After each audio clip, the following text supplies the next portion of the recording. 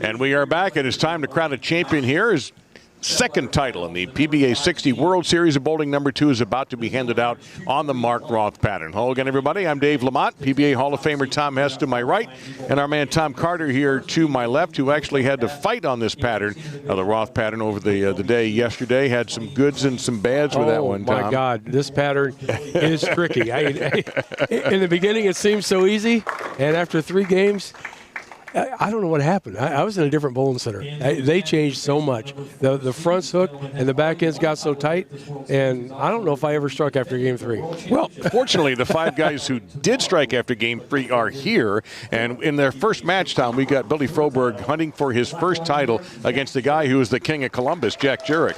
Yeah, Jack coming off the win just 2 days ago on the web, looking for his 3rd win in a row here at the PBA60 World Series. What I'm really hoping for tonight is we get to see the Billy Froberg that qualified.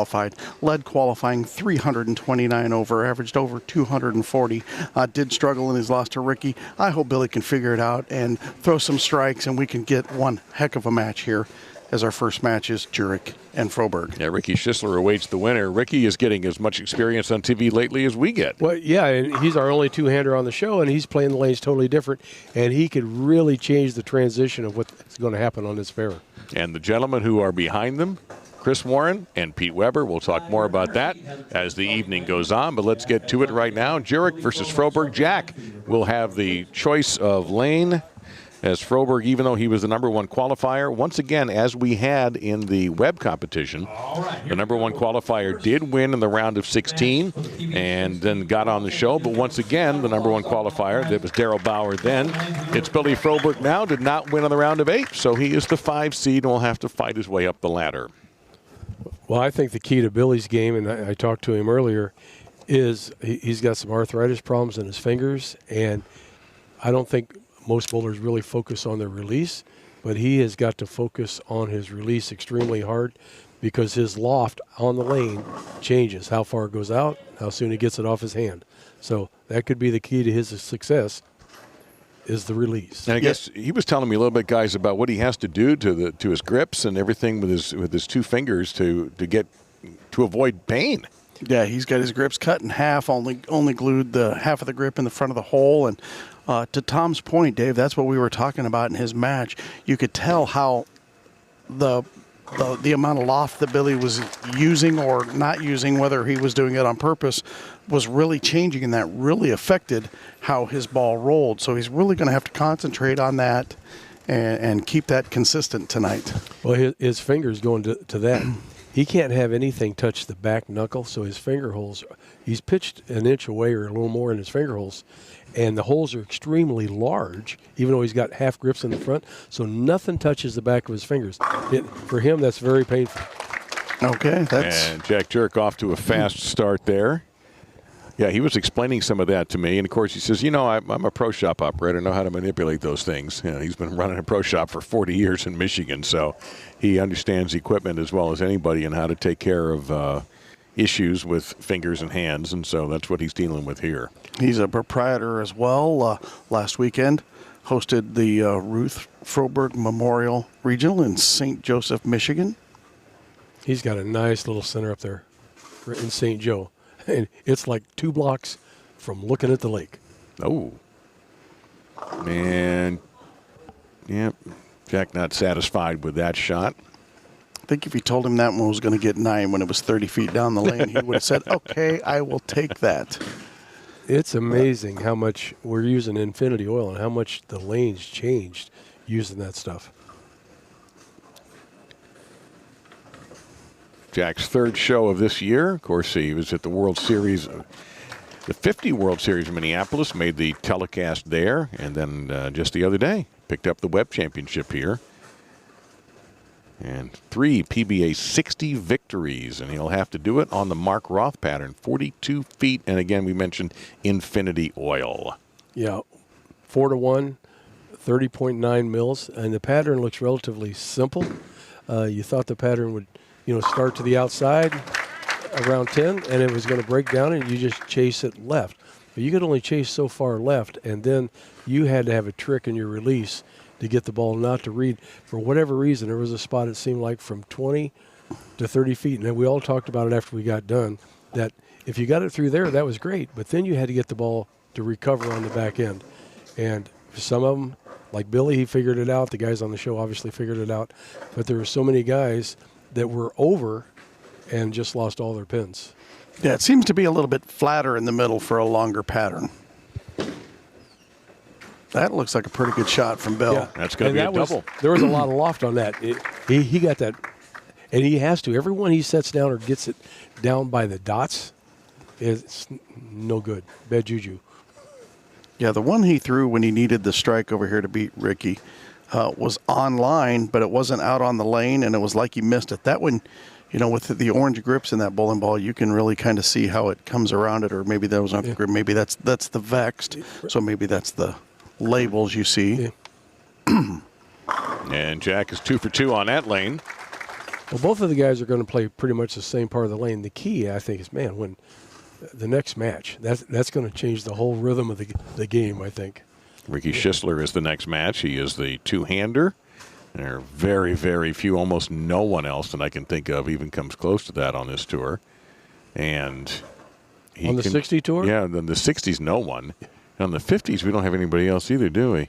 Yeah. Who else we have there? I'm blank. Oh, Jair, that's right. And that's about it.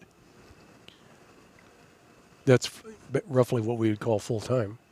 Right. Over 10, out to 8. Just a nice little bump right there. And that's where the pattern started out. Then it migrated left. And for some of the players that went left, they lost all their carry. But when you went back to the right, the ball just hooked up early. And I think what's going to happen tonight, watching Ricky practice, he threw a lot of plastic right up there to try to stretch the pattern. To help him, I think it's going to help everybody. It's going to give the straighter guys a little bit to the right, hold when they get it going up the lane, and they're still going to have that friction to the right. And this is looking more like the Billy Froberg that we saw yesterday. Boy, he put on some numbers unbelievable. It was the first 4 games or first 3 games. It was 210, 220. It wasn't, astonishing. And all of a sudden you look, and it was 69, 79, 50. I'm like, what the heck happened? Yeah, the one frame that he wants back, he bowled 260 game 4, Tommy. It was spare, like 4-bagger gutter spare sheet. And he went from 165 under on the web to missing the World Championships by 8 pins. Oh. And gets a tapper there on the 10 pin. Yeah, we only have this year 4 bowlers to make the final 2 shows, the Roth and the World. And you're looking at one of them right there in Jack Jurek. The other was Amleto Monticelli, who was defeated by Pete Weber in the round of 8. And then the top 2 seeds in our stepladder here, which are Pete and Chris Warren.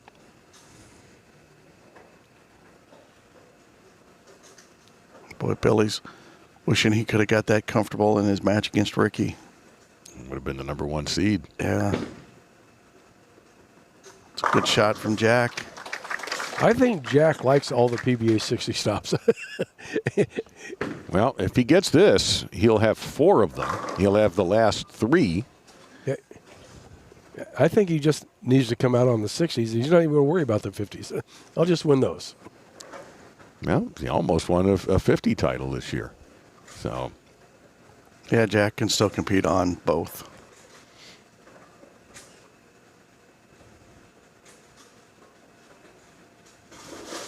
Great look right over Jack's shoulder.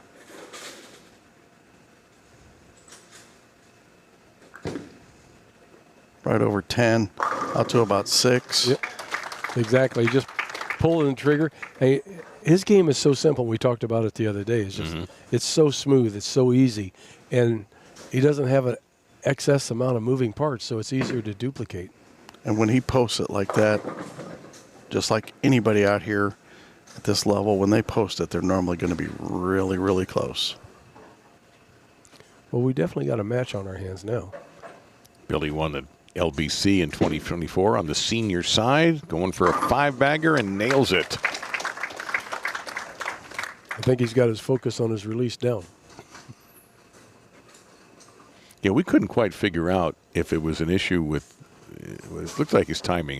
Did he have the wrong ball? Whatever it was, he just wasn't the same guy. But he's got it all figured out here. And we only had about an hour break in between the conclusion of the round of 8 and the start of our top 5. And you look at Billy's game; it's relatively pretty simple too.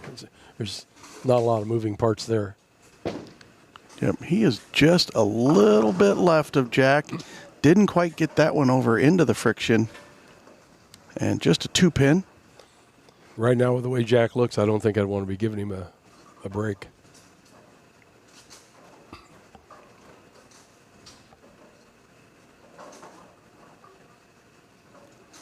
That one was more like 12 to 8. Probably needs to, he's hitting 12, probably needs to get it more out to 6 to where Jack is He's more playing. of that friction down lane. But if he gets it down early, which he could have done there, it might have lost his grip, because he was focusing on his grip. It won't read the lane. That about didn't read that. I'm surprised somebody hadn't said it, so I'll bring it up. Oh, go ahead. Yeah, spares were a premium. Oh, I thought you were going to hit me with we have the possibility of a tie. I'm going, no, I don't think we do yet. Not yet. No, I wasn't going to do that. The spares were, obviously I missed 7 of them. It was, and I think there's a lot of other guys that missed some spares. They were a little trick. Was there spares missed? I didn't notice. Yeah. And Leto had a few hiccups on some spare shots.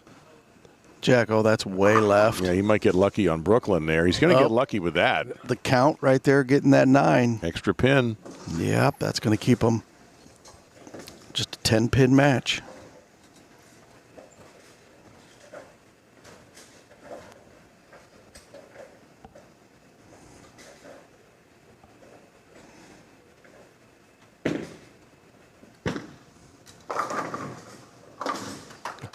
He nailed that one. Yeah. On the show 2 days ago, he missed a 10. Yes, he did. But got away with it. 10 points in favor of Billy Froberg, or 10 pins for the max score now after that spare for Jack Jurek. Ricky Schissler standing by, doing a little bit of watching and a little bit of warming up off to our right. Good vantage point from the practice pair because it's not so far away that you can't keep up with what's going on the championship pair. That was like 11. That was a little bit in. That was a little in. Yeah, but I think that plastic, Ricky, that's what I said. It's going to create a little bit of hold for those guys as long as they use it the correct way. Well, in a couple matches from now, when Pete gets on there, he's going to be attacking the lane totally different. You think that's going to help him or hurt him? I think it'll help him. I really do, because Pete's the one that can, like you mentioned, Tom, when you got it over there, some of the guys couldn't get it to hook. Here's Billy. That's a pretty good one. Yeah, he got through that one. Pete's the one guy that can get it through the fronts when they start burning and still get it to come back around the corner with his axis rotation of 90 degrees. He said, I was talking to him earlier. He said, I could get clear to 3 and it'd come back. I'm going, well, lucky you. Well, some of us couldn't. Oh, that's why you have all those titles. All right, Billy strikes here. Can't be shut out. He will know what he needs to do in the 10th.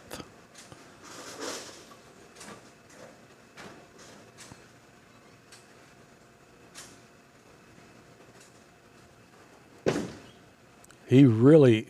Yeah, he really. Oh, what a break. Wow. Yeah, he grabbed up on that one, something fierce. Yeah, I think he was trying to get it out on the lane. That one was more like 13. Yeah. In a couple and not going to the right at all. Huge break for Billy.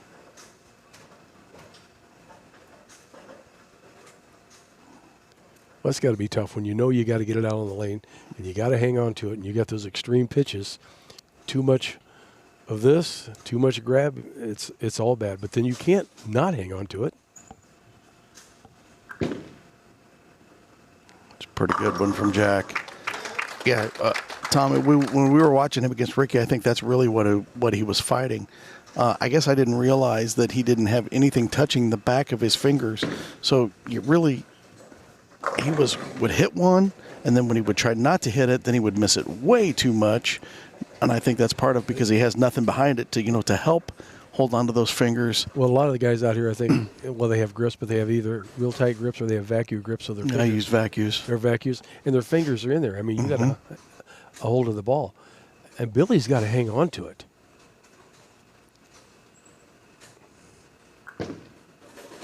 That's a good one from Jack. Look at him stare that he one stared down. that down. 6 snaps out to 10. Yeah, I would think it would have to feel like, I'm just imagining for Billy, that you are grabbing the ball the whole time.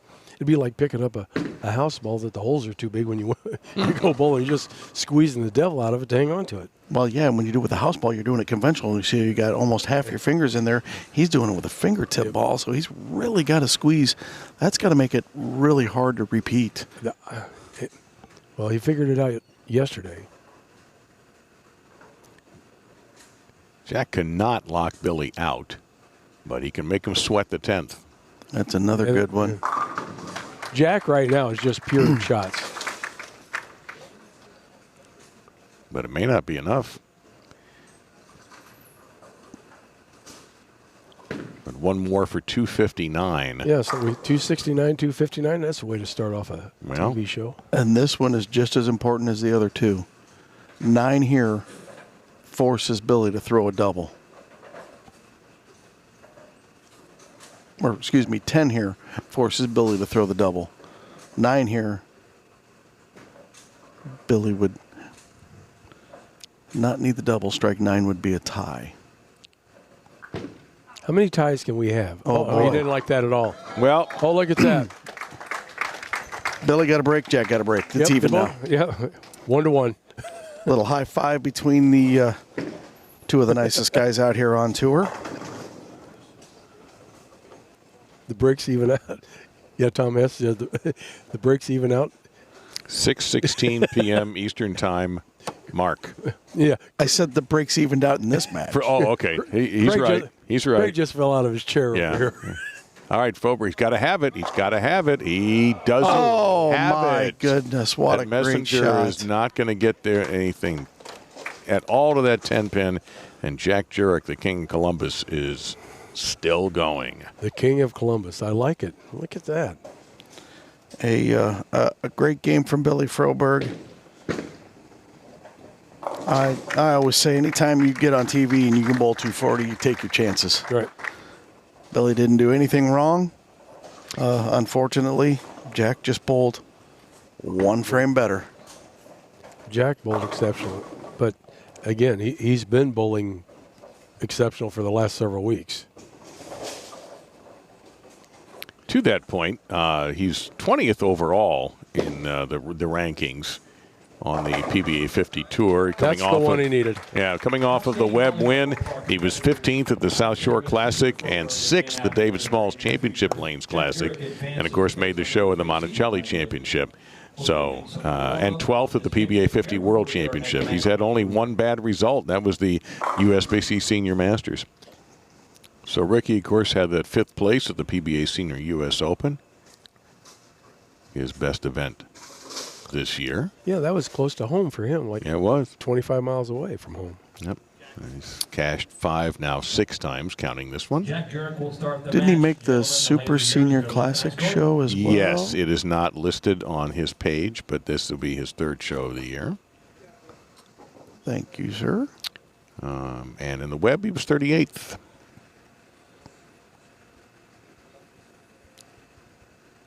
Putting Jack over on the left lane. Jack's into around 11. That was inside a little bit.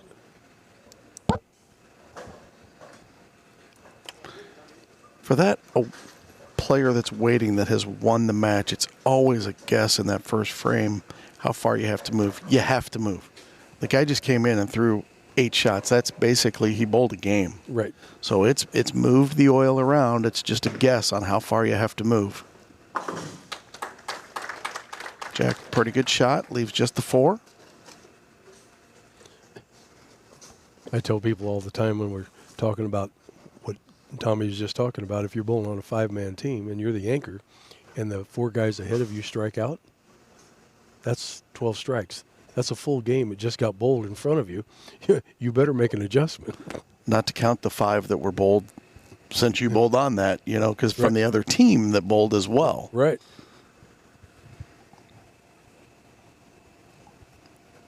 Everybody shot 300. I like that.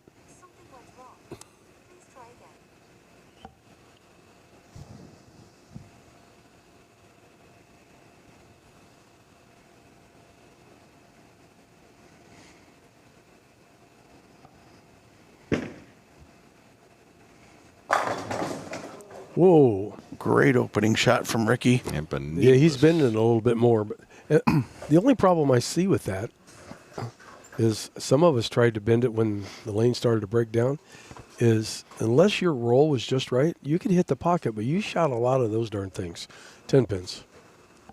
Too far away. I can't see what that. I haven't seen him throw that ball yet. I don't know what that was. Trying to see what that was. Something that sometimes can be Ricky's bugaboo is making these spares too. Got to really stay focused throughout this step ladder. Make these single pins. Solid with that one. Yep.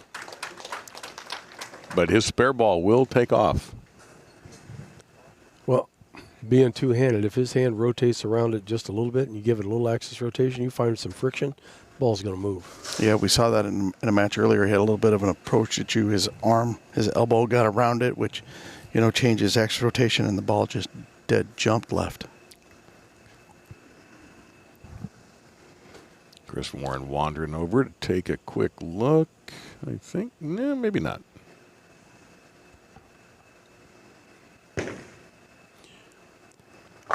Ricky picked a ball that matched his jersey. Yeah, they say that looks purple. It I'm looks trying to purple. It is purple. trying to figure out which purple ball we have.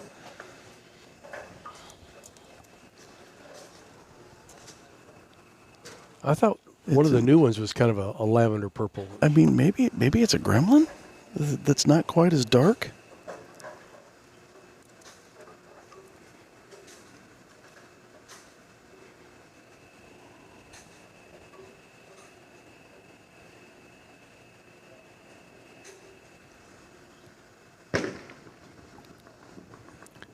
Got it.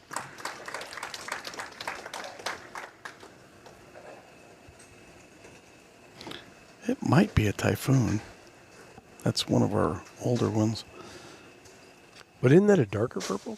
It is. And so's the gremlin. That's what makes me... It almost looks like an Optimum Idol until it comes out of the ball return.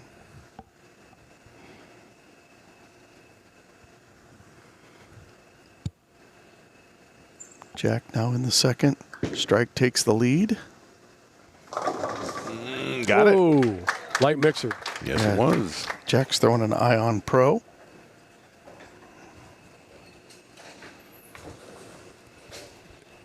Is it the Viking Conquest? No? That one's got a lot of white in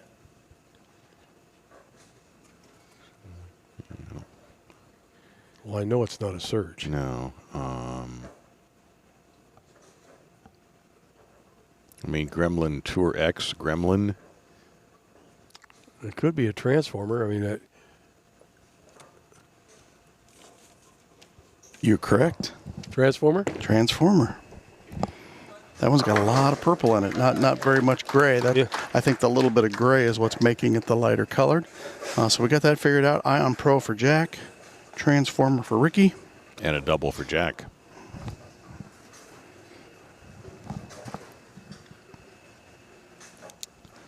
Chris Warren awaits the winner, and at the top of the step ladder, Pete Weber.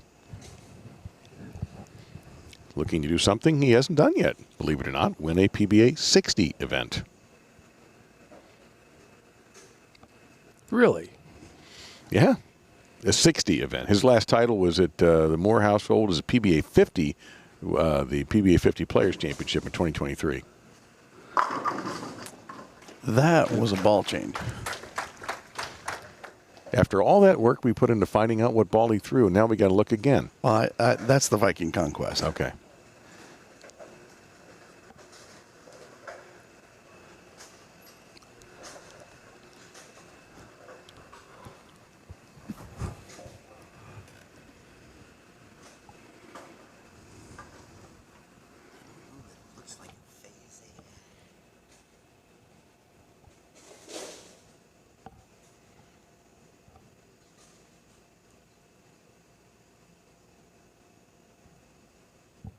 Ricky for a double that he really needs, and he really gets it. Wow. That's his best looking shot of this game so far. Yeah, he's starting to curve it. Well, he used that mix in the beginning to try to stretch that pattern so that the ball wouldn't overreact on the back end. And so far, that has worked out. Viking Conquest for the win. Thank you. Even Pete thought it was a phase AI. I'm like, no, our new one's got a little bit of white in it too.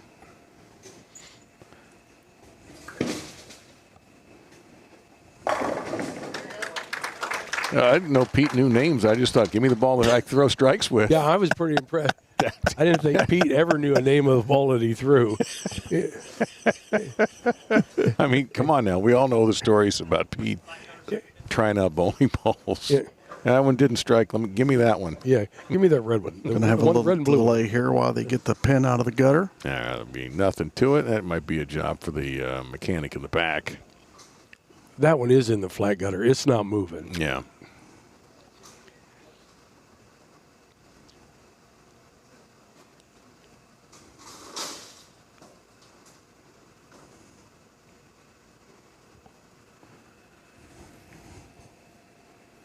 I see a mechanic. Saw something move back. There we Yeah. go. See the flash of light? Should be all clear. I think Jack was able to stay in the same place. Didn't have to move much during the last match. I think with Ricky being left of him, Jack's going to have to kind of stay ahead of the transitions. He's cheated just a little bit further to the left, it looks like here. Now something doesn't feel right. Yeah, there might be something he saw down Yeah, on the ball return. Yeah. That light gray piece of the ball return, if somebody's up there, you can see somebody.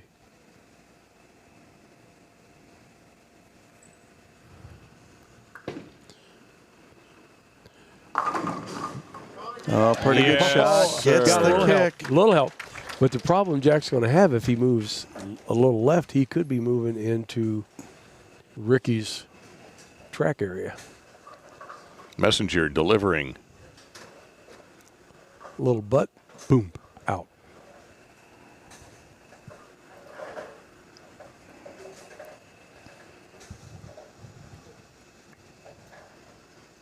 Jack, spare four-bagger, Ricky's got. Nine spare double. And Jack won with a 259 and 248 over Billy Froberg. So right now we got a 290, 279 pace going. Oh, he's curving it. Ricky is curving the ball. That's what Ricky likes to do. And if he's going to be able to get it over there and it's going to come off of it every time, that's going to be good news for Ricky. The key is getting it over there.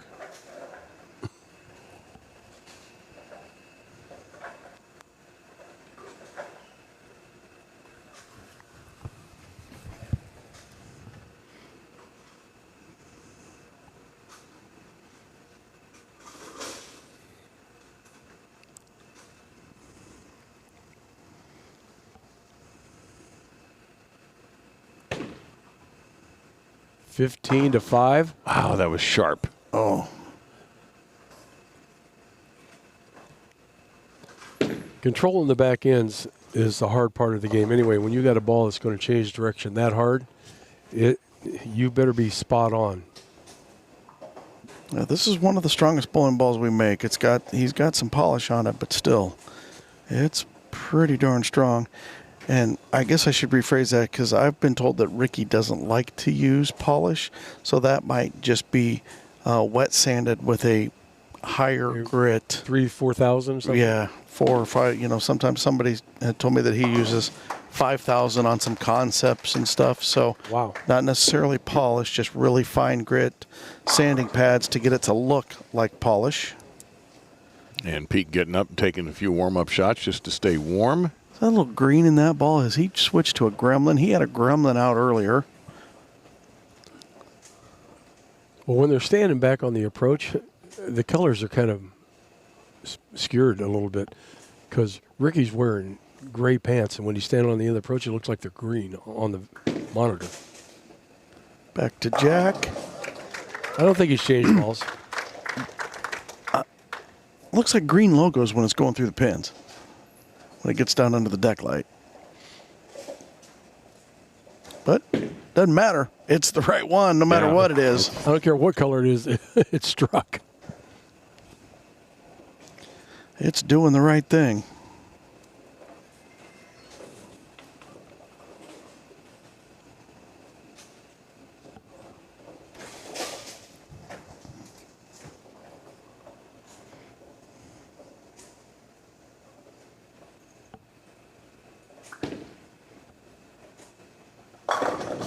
Boy, has he been sharp. Boy, he is. I mean, he's pure in it. Phew. Well, he's comfortable on this pair of lanes. He was just on it a couple of days ago.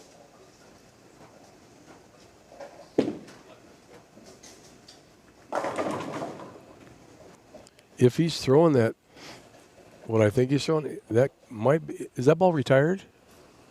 The Gremlin? No. Not the Gremlin. No. Is he throwing the IQ Tour, or is that a Gremlin he's throwing? He's not throwing an IQ Tour. He started with Ion Pro.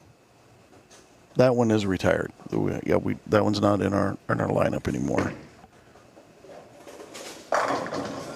Ricky, I didn't think was very comfortable with that shot. He thought it was going to be high, but it's set. So the lanes are going into transition. It just depends how goofy they get. Chris Warren, even in his matches, said, for whatever reason, the balls are hooking on my toe, and I can't get them to curve on the back end. For him to say that, that's Yeah. with his ability to shape it like he does, that is unusual.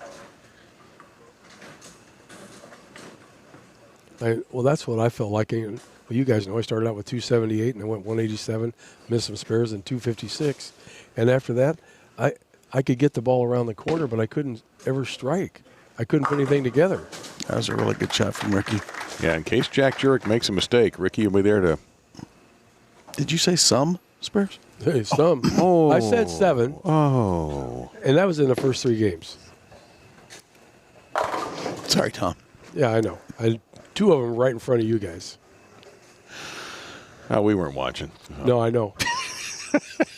Yeah, I'd love to have been on the mic then.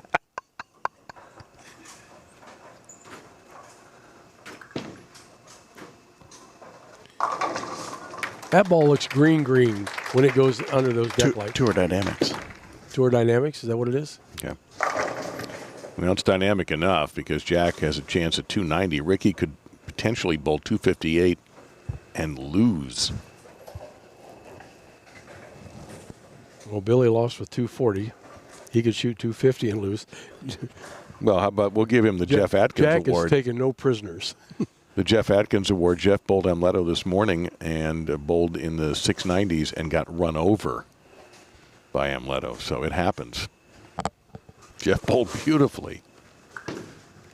That's going to have to go. Yeah, did he get the 10 out? He got the 10 out, but not the 8, I don't think.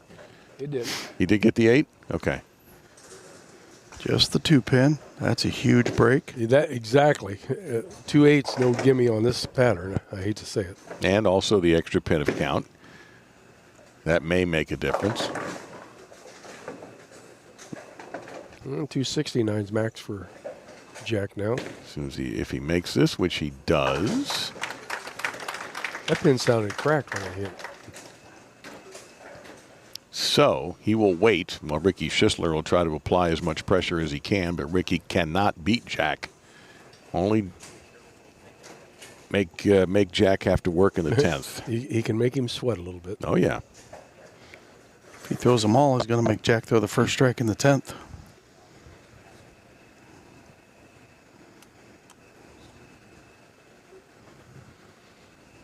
Tell me those pants don't look green. I thought they look gray. They look gray after he gets moving.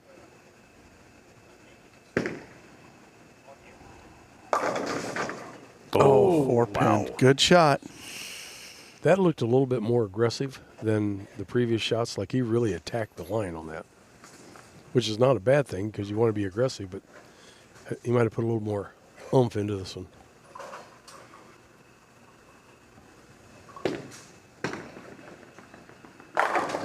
Good spare from Ricky. 237 makes it a little bit easier on Jack. A lot easier on Jack. Yeah, 9 out is 237. And that's if Ricky sheets it here. If he doesn't, then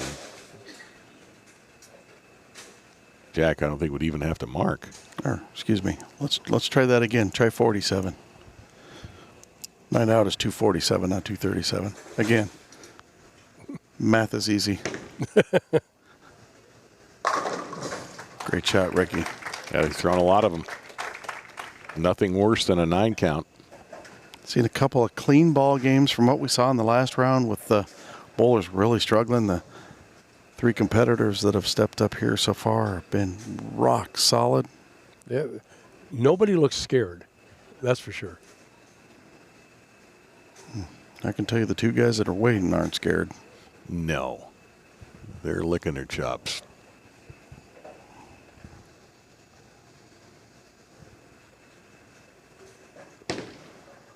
That was in Brooklyn.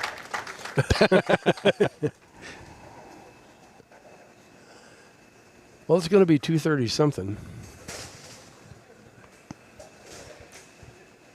But Jack is winning sitting on the bench. Yeah, Jack's at 229. I mean, he'll need, what, 9 pins on 2 shots if Ricky strikes here. I'll need 5 on the first shot. 5 on the first shot. That's right, because he'll have to count. And won't even need that. Nope. Ricky Schissler with a solid, mistake-free game. And it won't be enough.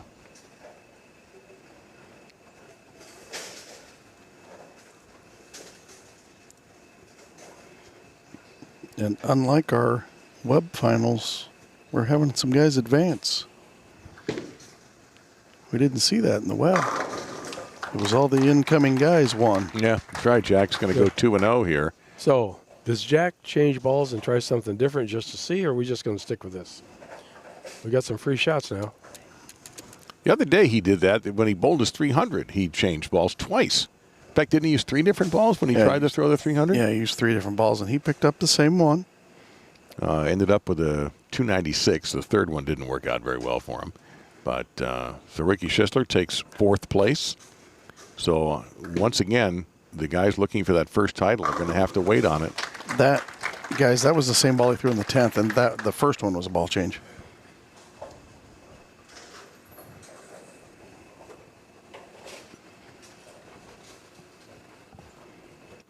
So Jack with a 259 and 260 something start.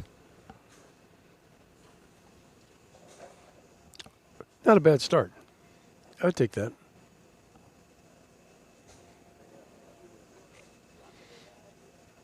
What color is Pete throwing? I think he's got that new rocket.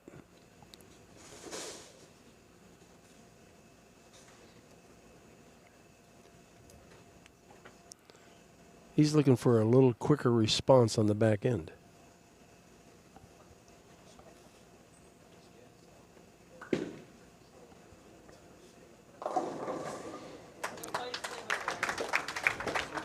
$268 for Jack Jurek, Ricky Schissler 234. Jack moving on to beat the little guy. Chris says he'll start.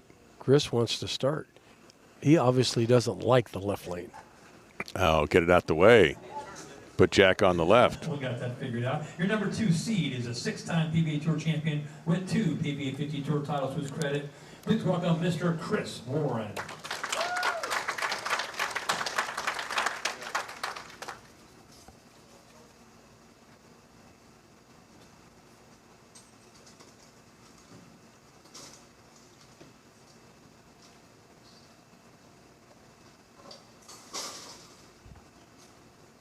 All right, here we go. This one ought to be entertaining also. I think we're in for 2 really solid matches here. 14 to Whoa. 4. Yeah, Chris missed that one. Whoa. That one came out of his hand not good. He was kind of over the top of it and kind of spun it. That wasn't a normal Chris Warren shot there. Yeah, and then it leaves him the 210, not the easiest thing in the world to pick up. At least the 8's not with it. Yeah, I thought for a second it was, but it is not. Definitely not Chris's best effort.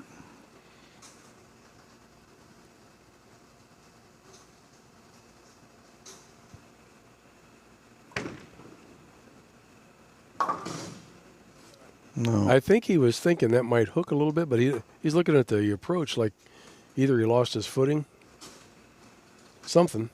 Yeah, just on the spare shot. Well, you know, a lot of guys on their spare shots, they tend to obviously throw it harder, get a little faster with their feet. So when you come to that abrupt stop, it throws your swing off a little bit.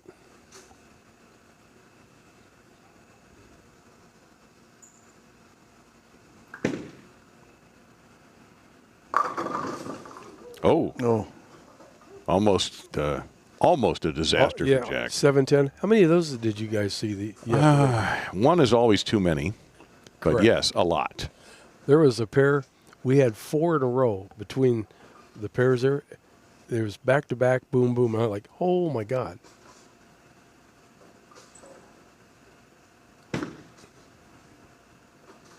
Not a problem on the spare. It's pretty hard to ask anybody to bowl any better than Jack has since this show started at 6 o'clock.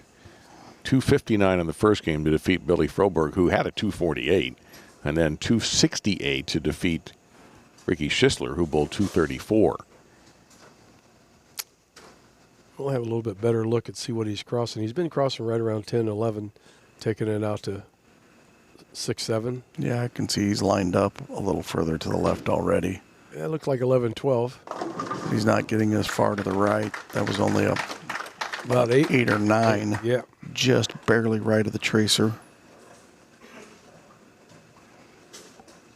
We need that mic'd up right there, what No. that little thing was. Yeah. Squeaks had some little comment, and Jack just looked at him, shrugged his shoulders. I've always wanted Probably to like, have you a going mic. to take that? I've always wanted to have a mic on Chris. Always.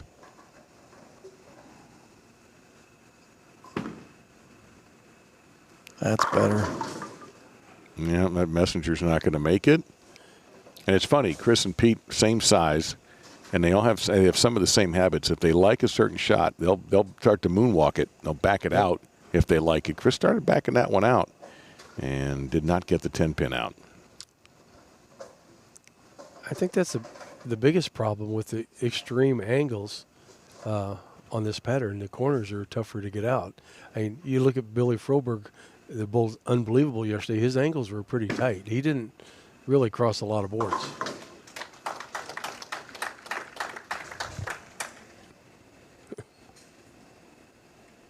Chris is always, even at last week, he comes back smiling and laughing. I like to know what's going through his mind. He just finds this all big. It's fun for him. Yeah, it's obviously entertaining. That's the right attitude to take. I'm sure he has his disappointments. We've seen that, or his shoulders just lump a bit if he's not bowling well. But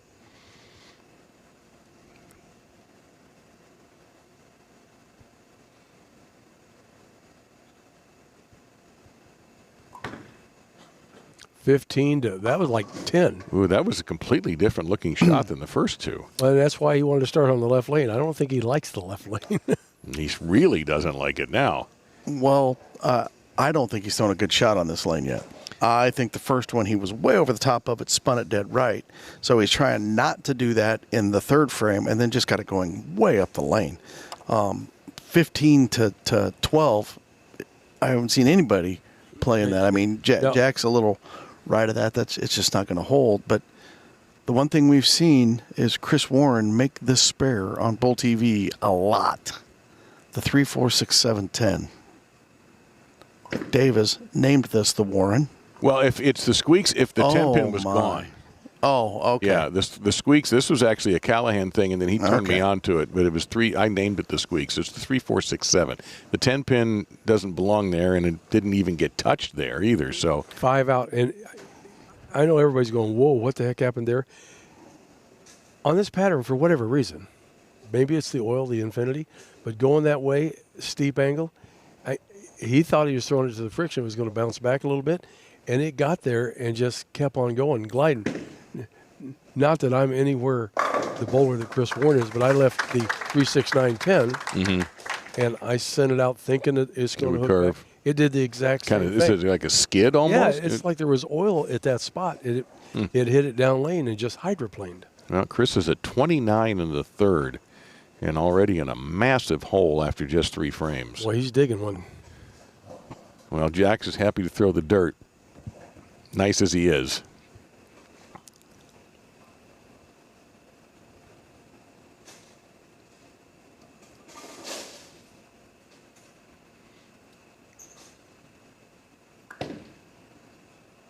That's a little right. And got there. He gets great action on light hits, doesn't The he? half Yes, he pocket does. hits have been carrying. Yeah, that's what I mean. Yeah. But they carry for Jack a lot, guys. What I was trying to say, Tom Hess, is that Jack seems to, and I've noticed it a lot today, those light hitters, the swishers you call them, he gets a ton of those. And I think he's going to get more than Chris Warren just due to the angle that he's playing tonight. He's playing much straighter. Chris has decided to try to hook it more. There you go. But if We got the deadwood in the channel again. here's a question for Tommy. If you're lined up and you know half pocket is carrying, do you move to try to be flush, or you just keep carrying half pocket? No, I stay there and try to hit half pocket. Exactly. Thank you.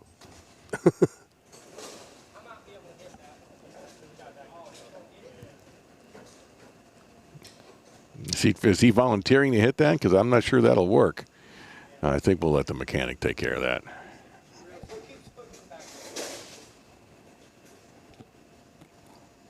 Gonna need to reset that machine one more time unless the mechanic flips it back over to first ball. Got it.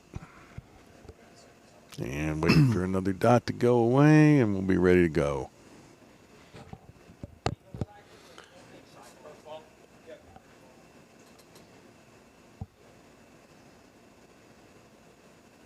There we go. All set.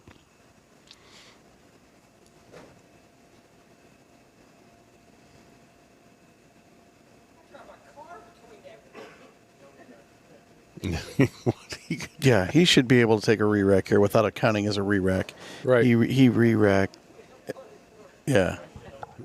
He said you could drive a car, and I didn't hear the rest of it, but I'm assuming there's a gap there. Is it between? There must be a gap there. Yeah. Like, reset that thing. Yeah, you can see that. Yeah, oh yeah. Picked it up and something moved it somewhere. There's fingers that grab a hold of the pins and pick them up. When is he not? Chris is always relaxed, having a good time.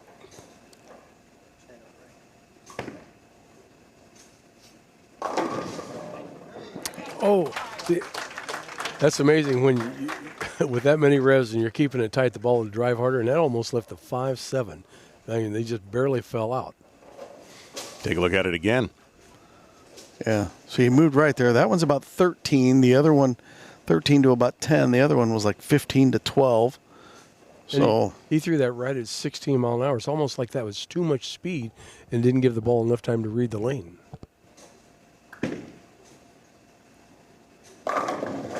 Yeah, he's just in one of those runs right now, is Jack. Everything's going his way, and he's earning it. Yeah, Jack's number up there is 15-2, and Squeak's thrown at about 16. Jack playing much straighter.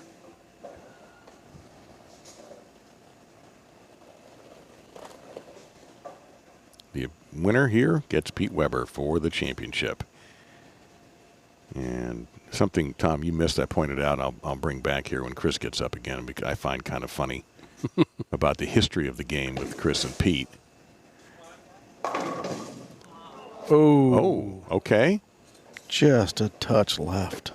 I think it's the first double count of more than one, worse than 9 for him, right? Yeah, that's Yes. everything's been striker 9. Unless maybe no, even a 9 count on his last ball in the last game, because he bowled a 268. So that's going to bring him a little closer to Chris, if Chris can keep striking. This is makeable from Jack, though, and that's got a really good chance. Just overhooked just a little bit. All right. Could be a change in the match. Max score now shrinks 254, 239 in favor of Jack. What I was going to say is kind of funny to me, Tom Carter, because Tom Hess heard this earlier. So I was just looking up a little history on this website that's got all the PBA winners, and you can look and find out the TV shows they were on and who they beat or who beat them. And both Pete and Chris both bowled Mark Roth once for a title, and both lost. To Mark Roth. Yeah, and we're on the Mark Roth pattern. Now, they would not be the only ones to have been conquered by Mark Roth in his time, but I thought that was funny. I thought, well, Pete must have bowled Mark at some time on TV for a title, just once.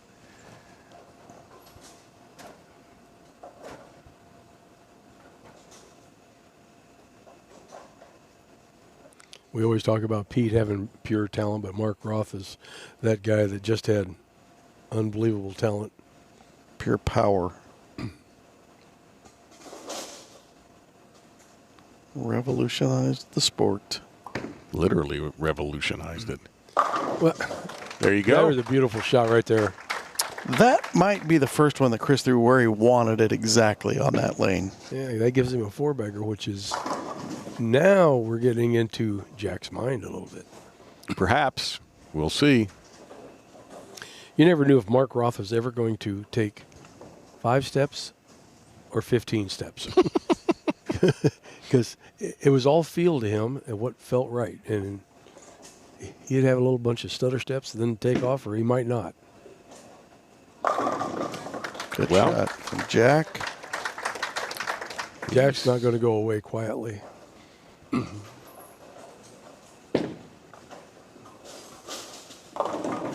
right, this was his 4-9 lane coming up. But again, Jack's got the edge.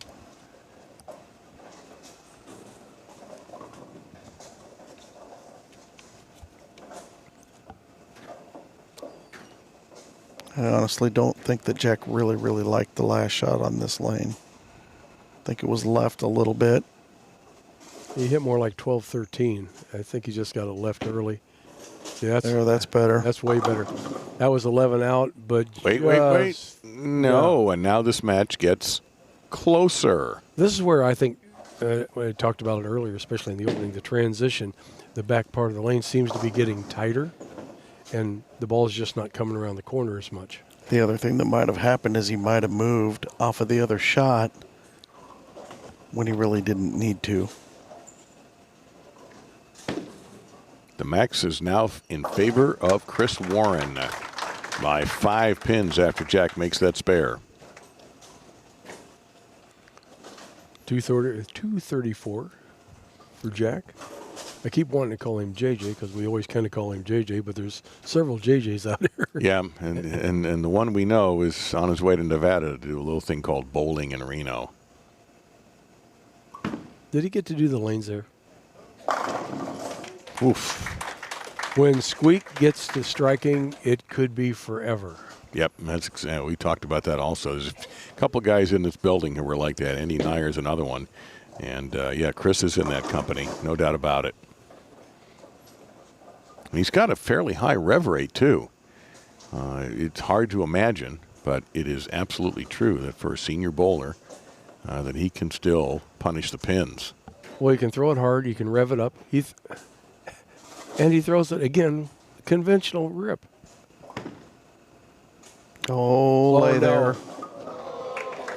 Wow. Okay, that's 3 breaks we've seen on the show so far.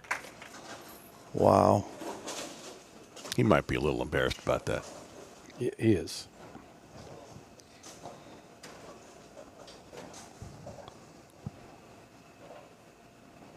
That could be the break of the match right there.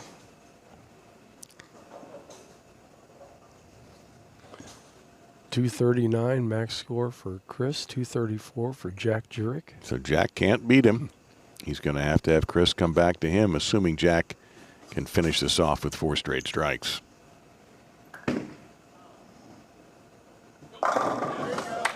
Well, I'm not sure why he didn't act like he liked that shot, because that was as pure as it gets. It almost acted like he missed it off his hand. Yeah, like he got it right, and, you know, now's the time to get it right after all that bowling has happened. Was able to pick up and get there. Now, the lane that's given him trouble the last 2 shots, he's going to finish on. And that's kind of what Chris Warren was thinking about when he started on that lane.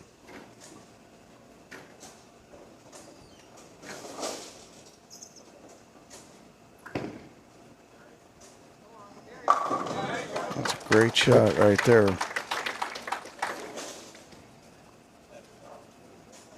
One more. Force the double from Chris. 234, 239, the max scores.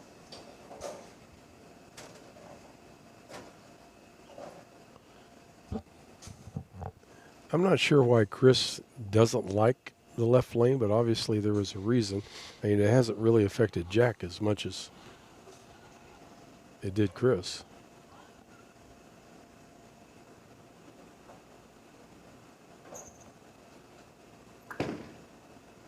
$12 to 8. That was pure right there. Looked like he had a little more speed on that. Well, Chris on that lane opened with an open in the first frame. Then he had his 3-6, 3-4, 6, 7, 10 there. Then went strike, strike, strike. Jack on that lane has gone strike, strike, 8 out with the 4-9. He didn't touch anything. And then the 10 pin. Now he's thrown a couple of great shots. So for his 234, and he really should get every inch of this if he can to force Chris to work hard at the 10th. Yeah, 5's the important count to get him to 229 that would force the double. And Jack gets all 10. Well, this would be a little ironic because he just shot 234, and if he doesn't win, that's the score that Ricky Schissler lost with against Jack the game before. But Chris has got to throw a couple here. He's double and 6.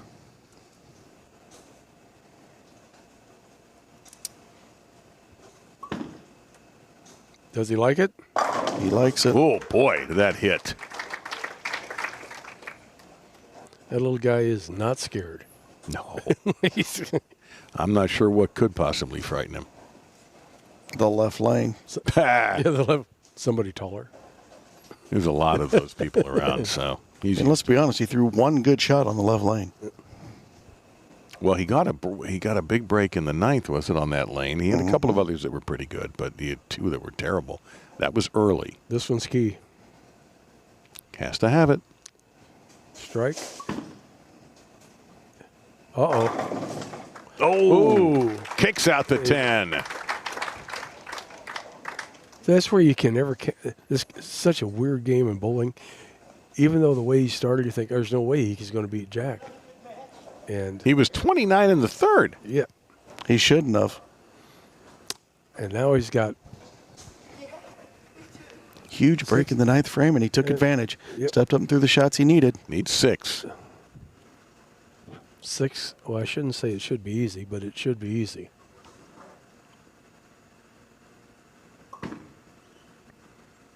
He's standing up on it. He's Yep. fine. That's a winner. Chris Warren takes match number Jack Jurek 2. shot 759 for his 3 games. Great And bowling. here we go, kids. The welterweight championship of the world is about to happen. Yeah, who can circle it more? Yep. Says you can win.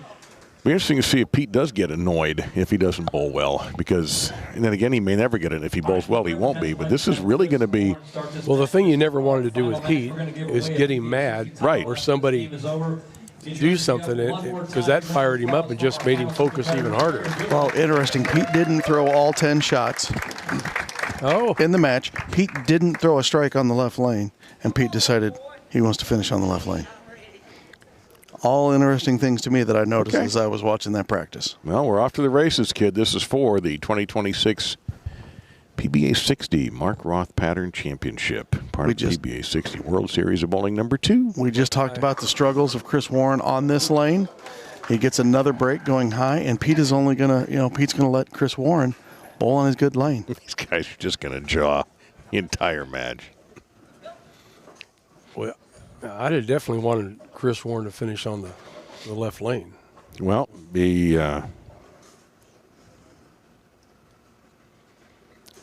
depending on who wins, that might come up in the interview.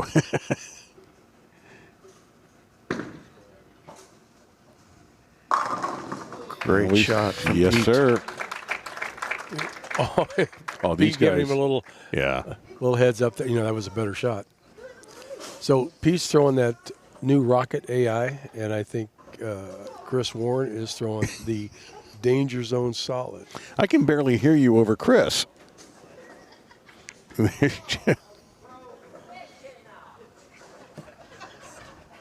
They are definitely jarring at each other. Yeah, this is really going to be a unique spectacle. All right, the troubling left lane.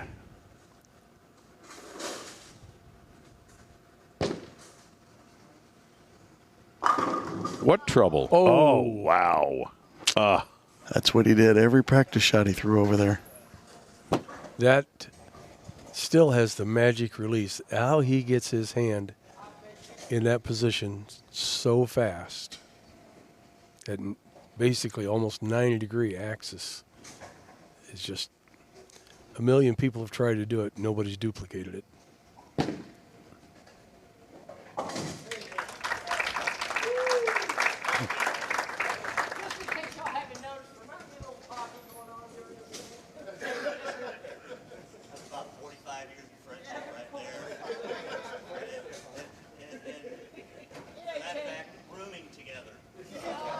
Oh, they roomed together at some point. Pete just said 45 years of friendship, and they roomed together for a while. Whew, Chris said, just in case you haven't noticed, there might be a little talking going on in this match.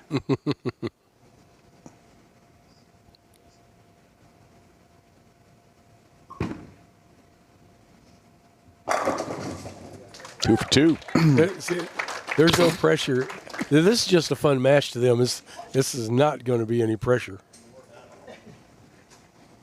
I want to see if that keeps going, if we have to come down to somebody needing that big hit in the 10th, though.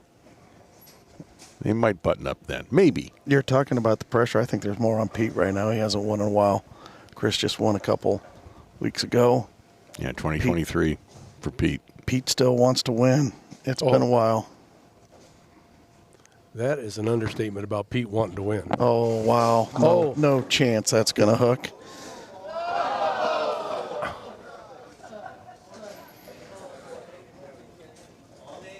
That was out of bounds. Only against me, said Weber. Well, that might fire him up a little bit. Tiny bit.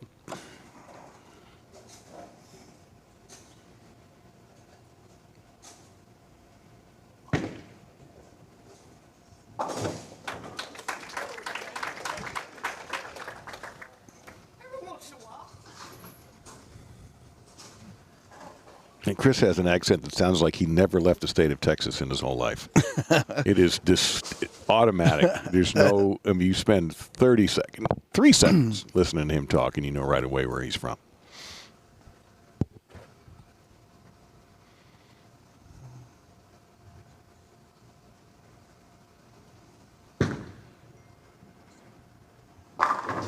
Yep.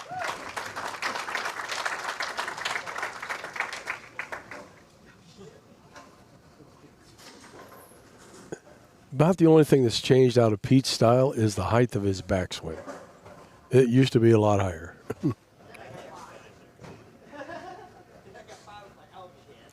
On his hairstyle. True. There were a few of those over the years, yeah. That 97 AC Delco that I talked about was... When he had the mullet? Close.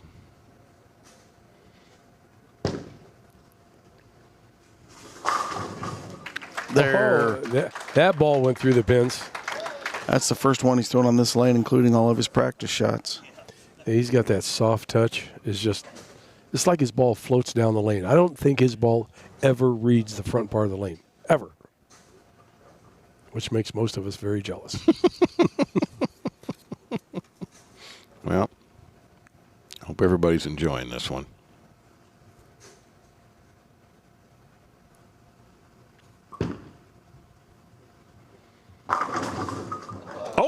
Another big break. Look at that love tap. Well, this match could be 279 to 280. It could go that way.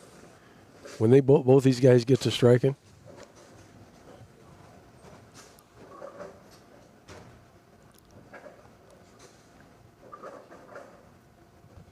I wonder if there's a side bet on this one.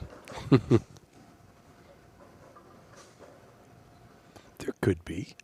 Oh, there is. I don't know what. I have no idea what, but Somebody's buying somebody dinner. at least.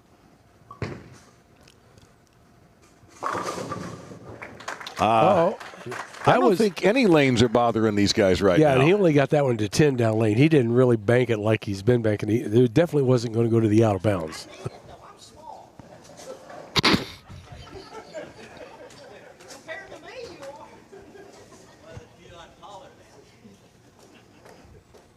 Do you hear that voice come out of Squeak? I need it. I'm small, he says. Pete looked at him like, what? And he goes, well, compared to me, you are.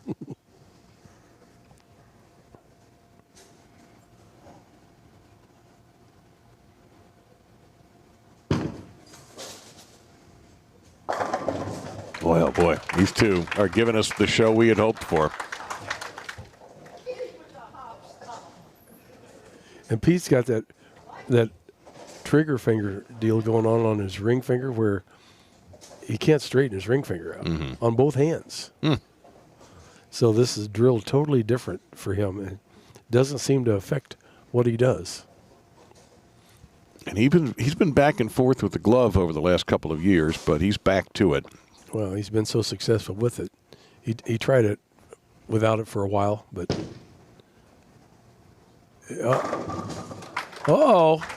here we go. Got the 10 out on that one. That's 2 in a row he's done that on that lane. So suddenly these two may have made the left lane irrelevant. This is going to be the match that we hope for.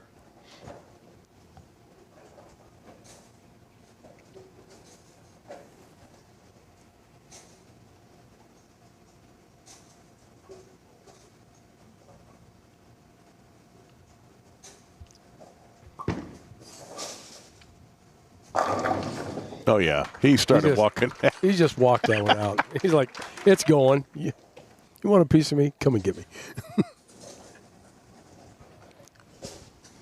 You watch Chris's backswing. It looks like his elbow inverts, like he broke his arm. It looks almost chaotic because the other arm flies out, and then you get this big backswing from the not very tall guy. Yeah. I wish we had a side view. You watch his arm. It looks like he's going to break it. 2 of the highest backswings in the history of the sport. Oh, no. Oh, no. No, and he doesn't get the break, and the left lane jumps back into play.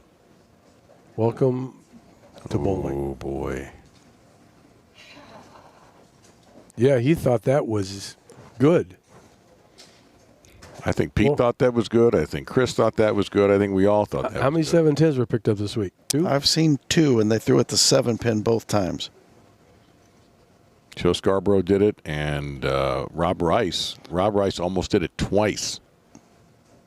Both Chris? of them throwing at the 7. Chris going to throw at the 10. Oh. So there's a trivia question, I guess. Why would you throw at the 7 first? I have a theory.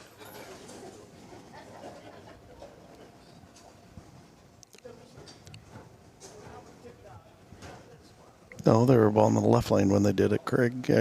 Craig was talking, not live, but yeah, they were on the left lane, threw at the 7, bounced it out. Well, I just think, personally, there's more right-handers thrown at the 10-pin, and the left side, the wood is, the kickbacks, the phenolic is stronger that way, and you got a better chance of bouncing it out. Just a thought. Or you just don't Great leave shot, it in the first place. Exactly. And you never have to worry about Just hit the reset. And Pete, we talked, we started saying maybe the left lane's not going to be a big deal. Then it came up and became a big deal. Can Pete got a few more shots to throw on that lane? He elected to let Chris finish on the right lane. That's the only lane that we've had a miss on so far this match. That is true. It was a screaming 10. But with the max score the way it is right now, with Chris only bowling 245 for his max, I think if Pete strikes here. This could be dangerous. Oh, that's in. The pocket. Oh, and he gets the wrapper. He gets that slow motion 10. Hey. This Imagine that, Pete playing to the crowd. No chance that's going to happen, huh? First time for everything, guys. Bowling history made here.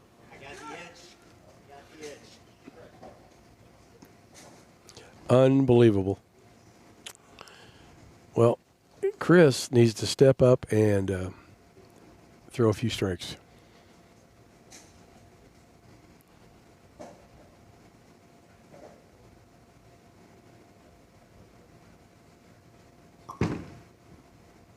Oh, that's out of bounds. That's Not even Chris can get that to come back. yeah, that was just a bad shot. Yep. That was way too quick. And that almost just handed Pete the match.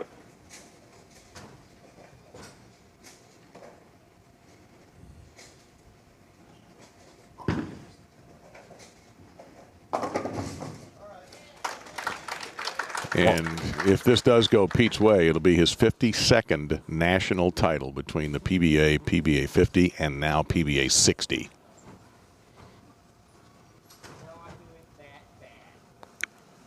And to turn it back a little bit, what an incredible day for Pete. If Amleto makes the 10-pin, they go to a roll-off, and Pete may not even get here. He was down 2-0. Amleto had the chance to double and shut him out. And Pete looking more and more like he's going to walk out of here with the win.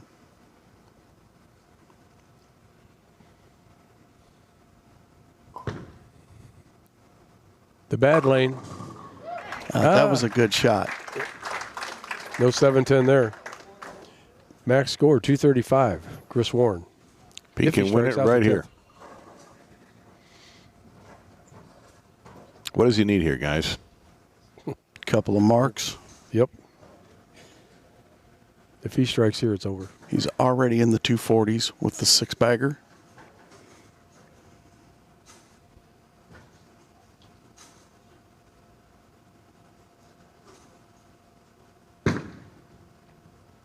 Loves it.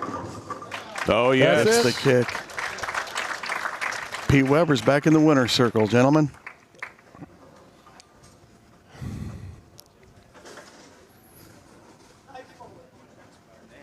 Fist bump with Chris Warren there in the settee. It just took him a while to get there.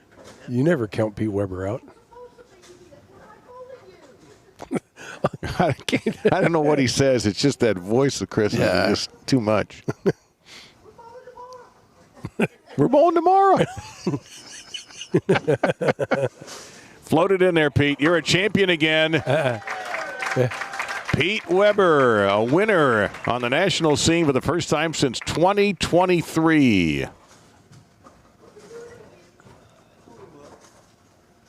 And can bowl 280. And making it look easy. That's what Pete does, though. He just grabbed the ball. He didn't even set himself. Just go up, throw it. That's how easy this is. Well, it's been said by people way smarter than me in this game that that man probably has the best physical game of all time. It's a debate that's fun to have among bowling fans and experts like yourselves. Well, if you're a bowler, I don't think it's a debate. We just know it. One more for the 280. Pure natural talent. That's that boy right there. All right, 277. That'll be just fine. Chris will go ahead and finish things up. Champion this year. Congratulations. Both of those guys champions this year. Chris Warren, your reigning USBC Masters champion, and Pete Weber, your PBA60 World Series of Bowling Mark Roth champion. And as Chris said, they'll be bowling tomorrow. Because they will That sounded pretty good. That's actually, I'm getting there. Might try that one more time. Oh, look at there. That's right. Those guys are going to be around tomorrow for the PBA 60 World Championship beginning of match play. Chris is the 1 seed and Pete is the 3. So. And what an incredible performance by all 5 of our players tonight. If Chris throws this strike, our low game is going to be 234. And they both lost, obviously, because they were our low games. 234 is a bad number, I guess. Yeah.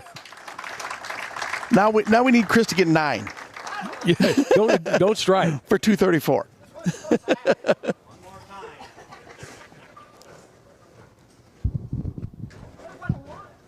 What if I don't want to?